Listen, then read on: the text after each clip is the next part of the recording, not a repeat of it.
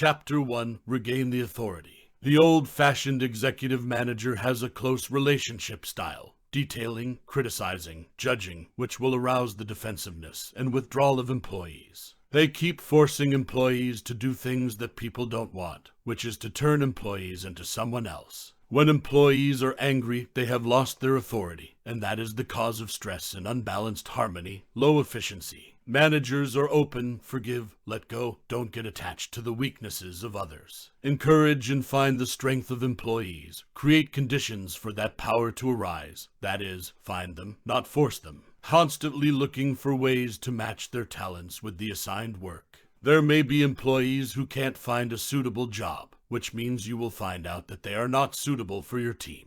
You have to change your mind. When you make a mistake, you can let it go, you can disable it, put it back and go another way. If you want to have real power, you have to know how to let go. The bad things don't bother you anymore because you want to use them to practice. As Chopra puts it, every event in life can have either a cause. Either what happens is positive, or it gives us something to learn in order to create something positive. By doing so, you will become extraordinarily strong. Your employees receive strength and calm from their superiors. Their hearts are warm. Their work ethic is inspired to appear instead of being forced to appear. Chapter 2: Redefining Your Own Success. Some people's definition of success is always more or less inclusive of changing the outside world, but the world is difficult to change. Redefine success for yourself. This redefining is already within you. When you vibrate in front of something, it resonates with what's already in you. It is the energy, soul, and strength within you that has announced. The harmony of the soul with the intuition is at the heart of open management. Find a way to let what's inherent in you emerge. Why do most of your ideas, inspirations, conceptions, and decisions come to you while you're taking a shower, relaxing in silence, or walking on the street with your mind blank? That's when you stop trying to control your thoughts. You let go of your consciousness and let intelligence rise. Open management begins by listening to your inner self. So, find a peaceful place within yourself that can tell you what true success is. Then move on to evoking peaceful productivity and creativity where others can be. In short, that is the beauty of open management. Chapter 3: Using the Power of Neutrality. Organizational activity is an ongoing process of bargaining and selling. Sell ideas, sell products, sell services. All day sold. But not everyone sells in the same way. What distinguishes the open manager is an unusual talent for being neutral. The process of commerce and negotiation also takes place internally. The mind fights itself. We keep trying to find a way to eliminate the opposite of what we seek, when in reality it is not possible. One must value neutral observation as the ultimate way of seeing. I oppose your position, that is, I challenge you to defend it without looking at an alternative. In a good negotiation, you must know how to put aside objections and judge the opposite. Accept the opposite and include it in your argument too much with an outcome that only pushes that result away. Neutrality gives you honest solutions and most of all lets you allow, not force, the outcome to be better. When you negotiate with someone, you have to see that there are things they are required to have, and if you give it to them, they will return it generously, which is amazing. Because when people have a special feeling, if they have it, then they can give anything. Back to the middle, the position is full of power. Chapter 4: Using Spells with Concentration and Purpose. If we keep rushing into the future and we try to do many things in our heads at the same time, that's why we get stressed. Try to make it through your life that you just need to do one thing right at a time. Do it with joy and ease, and then you'll be surprised it succeeds more than you need. Because I have focused on my intention, creating true strength. Letting go of the past and the future, your focus is on the present, because energy and creativity are born in this moment. In business, you will never solve a new problem with a bad mood, but only have to focus on it with a high degree of awareness, a mind that is not frustrated. Because the pure mind gives birth to beautiful leaps of inspiration and creativity. It is important to have an intention at work. Intention is different from purpose, and understanding that difference is crucial to your success. Intention is a place of power that is within you, and purpose is where you hope to be, outside of you. A truly successful person is one who knows how to let go of the future ending, to drift like water in a river. Chapter 5: Questions that Lead to Success. Through tradition and culture, we are haunted by our sins, our lack, our challenges, and our sorrows. Then we try to create the most positive external situation.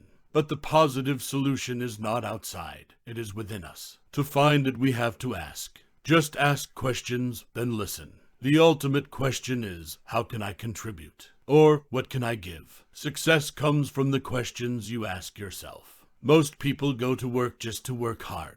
But, miraculously, when you don't care what you get the good stuff. Because success comes through constant contribution, not forcing it to work. Life doesn't always give you what you want. Life gives you what you believe. If you believe your employees are lazy, then you only see lazy employees. That kind of judgment also takes away the ability to see the good side that exists. An open-minded manager won't spend much time giving advice. Instead, he perfected his ability to ask questions, and from there inspire dedication to the staff. When you let go, employees will find out what's inside themselves. Find out if there's a way to give it to the world, meaning you've allowed them to have success. Chapter 6. Inspiring Ideas for Success. The best ideas often come when you stop trying to think. Then, let go of your thoughts and let the inspiration come on its own.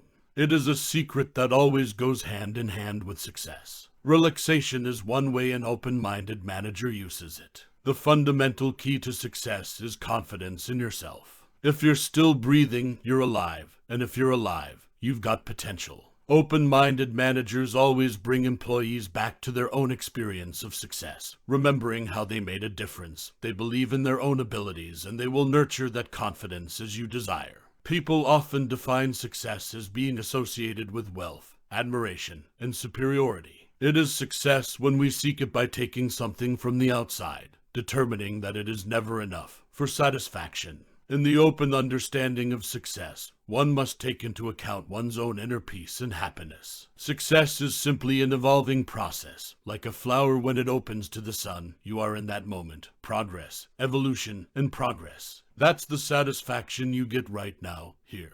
Open perspective to manage life. Not everything is done. Just do the one thing that should be done in the next step. The workplace can combine relaxation and play to allow what is already inside of us to come out. Chapter 7. Practice Seeking Insight. Leaders often think a good leader is a visionary. That is, know how to refer to market trends, goods, services, and then sketch out the future image and perspective of the company after 10 years. But managers glimpse a different kind of farsightedness. They strive to see the hidden within themselves, their employees, and their customers right here and now. An open manager is like a sports coach. They observe and feel the skills and talents of each player to arrange and assign the most optimal position. You value open-mindedness and creativity, instilling in your employees a love of what they do. Good leadership has nothing to do with power and control. Your daily decision-making process begins with listening to the wisdom, examining your heart and soul to find the real options for yourself with the key to allowing success to come instead of pushing it. Pressed successfully. When you and your employees both like to do what is required, there is no need for control, coercion, intimidation, encouragement. They inherently love their work. Completing it is natural for them. So the manager's job is to find out, pull people back to themselves. Chapter 8. Reverse the process. In every situation, we can find things that open up opportunities. Therefore, all the opposites, negatives, and what we don't want are just helpful but disguised feedback, appearing to help us learn more about ourselves. Most managers have a habit of looking outside the organization and the world to see what needs to be corrected. Now is the time to reverse the process. The outside world is like a mirror. We can look outside to find something that can match what is already inside of us. To really get the best out of your employees, you have to let go of their lives. You must let what is innate in them unfold, not force them to follow a predetermined process. When they live as they are, they will bring out the best for you. You have to connect with the relaxing impulses in those people, which also helps you relax to come back to yourself. And so a good relationship is born. The workplace becomes peaceful. You must establish a principle for yourself, not a goal to achieve, but an inner principle to reach the goal. You will have a direction and a value chain that defines who you are as an individual and as a company. Chapter 9. Adjust your weapons. If you are going to create a life of peace, joy, and fulfillment, then you need to be sensitive to what is right for you. You have to discipline yourself to get there. Thoughts that give you a feeling of well-being, comfort, joy, peace. You must begin to consciously cultivate those compatible meanings. The thoughts that make you angry, sad, scared, frustrated. Then shine your light on them, looking for positive signals to use to correct. When you have that approach to life, you can reverse any thought you want to reverse. All your life, you're just focused on figuring out what's compatible. When something doesn't match, it's not and isn't bad or wrong. It's like a teacher telling you, you can't succeed here. Your ultimate goal should be to unleash your full potential right now, at this sacred moment, not in some distant future. That is the most basic, deepest, and most important reason for living in the world. To discover one's purpose is to have an understanding of it. Listen to your surroundings, listen to other people, all the feedbacks that try to tell you who you are, because life is a big mirror of your soul. When you are yourself, you listen to your feelings, to your body, to your breath, to your stamina. For what you like, you can work for hours without feeling tired. Then you will bring the energy and focus to succeed. Once you realize that in yourself, you will also realize it in your employees. Once this principle is aroused in you, it will be the most beautiful gift you can give them. Chapter 10. Being approachable. Old-fashioned detail managers have to hide behind a disguise made up of life's unsolved problems, alibi, and make it difficult for them to reach the freedom we long for. Hard to get close to yourself. So now you have to turn around, clear your mind, get rid of foreign thoughts, stand in a free position to know your best to discover who you are. Can really do anything with life. Galileo said, you cannot teach anyone anything. You can only help them find themselves. Galileo's quote is the heart and soul of an open manager. In freedom, you can listen to your intuition, access your inner ideas, access inner vision, inspiration. It means you have become closer to yourself. When you live an open life, the outside world will respond differently, because you are more open to opportunities, to people. You accept people for who they are without judging their weaknesses and problems. That is, you allow success to happen instead of making it happen. Chapter 11. Ignoring judgment. Managers are always more or less confused with the unsatisfactory things going on. But it wasn't what was going on that confused them. It was their judgment about it that confused them. If we can open our heart to things and treat them as just a passing thing, we can be free from dissatisfaction, frustration, stress, and blame. This is an important skill of the open manager. You can evaluate things without having to put personal judgment in. That is, evaluate without carrying a feeling of disappointment or frustration. It is not a passive attitude, but a positive overview of everything that is going on. A non-judgmental attitude will help you open up to handle situations in a creative way. Don't try to fix the outside world. Worry about improving the inner world. You can change anything you want. However, change them in a spirit of cooperation instead of adversarial. Non-judgment opens the door for anyone to be a friend. With employees, they share almost everything with you. They freely accept them as they are. True partnership is open towards employee success. Chapter 12. Creating results. In a company's business or in a person's personal life, everyone who focuses on the inside, the greater the external results. Open-minded managers will help their salespeople go deep inside. Find out the essence of what they're really selling, good products and services. Create a commitment within the unit to ensure that there will be excellent customer service. Tell the truth, feel happy when the customer is satisfied. Just adjust the inside to be really good, really right. Then the natural results will come in a sustainable way. Some companies only care about the end result over profit, with the goal of winning quickly. They seek to increase the quantity even though the product is only of medium-level quality. They fall into a fiercely competitive environment, into a tough spiral. Such is the tragedy of those who only pay attention to the outer shell. Duane, CEO of Suncor, said, "We care more about the process than the result. We let things happen naturally from the desire within, the wish that we would become the person we dreamed of." Chapter 13. Sensitivity to the whole system. The old manager worked with a finite amount of power and information, and open-minded managers work with limitless imagination. Wealth itself follows a path of evolution and expansion. A once worthless grain of sand is now becoming extremely valuable computer chips. So, to the imagination, the resources are limitless. You can't think and figure out something that is completely handmade, meaning we live with the help of everyone in society. We must realize that the person we help is not necessarily the person we receive in return, but we can receive from someone who is more than capable of giving it to us. So, the circle of life is not just between us and someone else, but it is between us and everyone, me and everyone. Feeling that connection, the things you give just run around and back to you, even causing damage to the whole world, such as destroying the environment. For example, there is no way out of the world of life. Both you and the whole society have to bear the consequences. We cannot do anything without affecting others. There is no way to separate from the link of all life and the universe. You cannot break that system. It exists beyond and beyond belief and creed.